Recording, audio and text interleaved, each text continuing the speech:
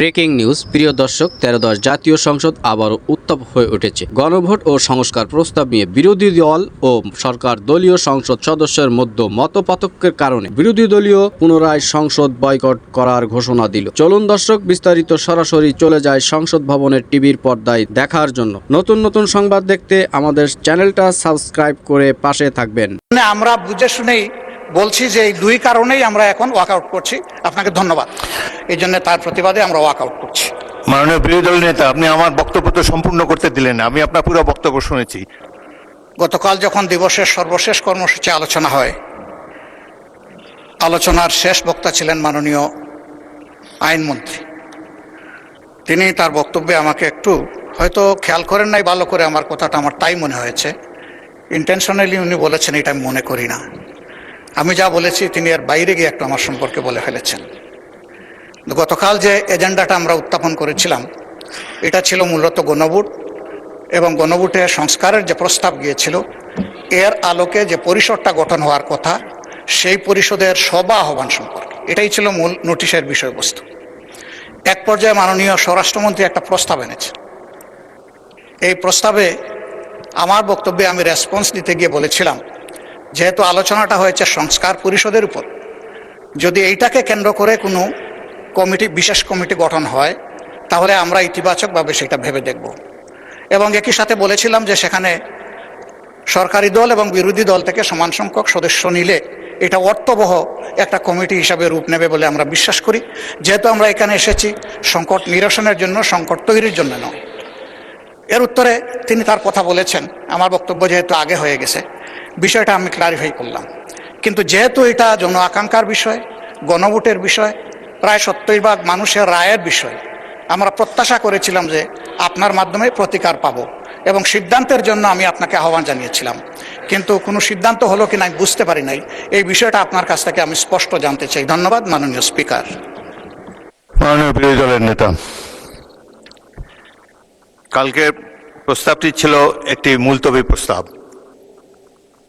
এটি আমার অনুপস্থিতিতে গৃহীত হয়েছিল। বাংলাদেশের 53 বছরের সংসদীয় ইতিহাসে মাত্র 3টি মুলতবি প্রস্তাব গৃহীত হয়েছে।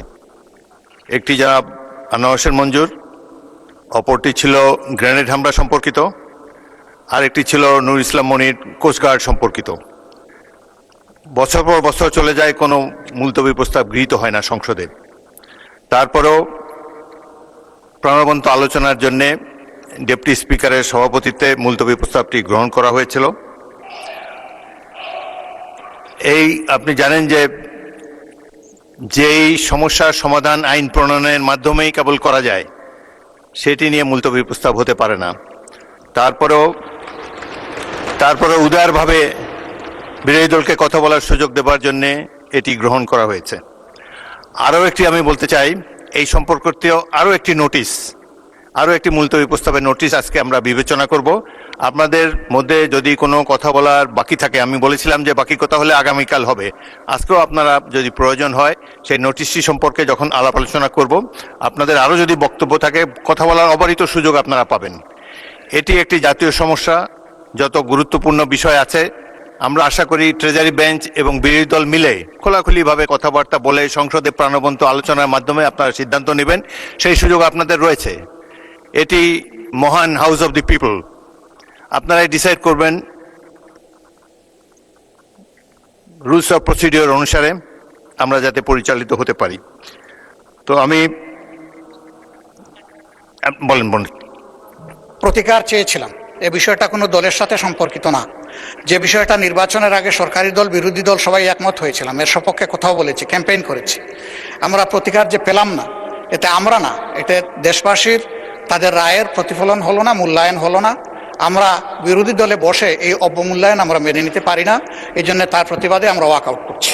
মাননীয় বিরোধী দল নেতা, আপনি আমার বক্তব্য তো সম্পূর্ণ করতে দিলেন না। আমি আপনার পুরো বক্তব্য শুনেছি। আপনার ওয়াকআউট করা আপনাদের অধিকার, কিন্তু আমি বলতে চাই যে আজকে একটু পরে আরেকটি মুলতবি প্রস্তাব বিবেচিত হবে। সেখানে আমার মনে হয় যে আপনি আপনাদের প্রশ্নের উত্তর পেয়ে যাবেন এবং সেখানে মন খুলে আপনারা আরও কথা বলতে পারবেন। সুতরাং আমার অনুরোধ হলো আপনারা ওটা শুনেন, তারপরে যদি ওয়াকআউট করতে পারেন প্লিজ ফিল ফ্রি। তবে প্রস্তাবটির ভাগ্য কি নির্ধারণ হয় সেটি আপনি দেখার জন্য একটু অপেক্ষা করে দেখতে পারেন।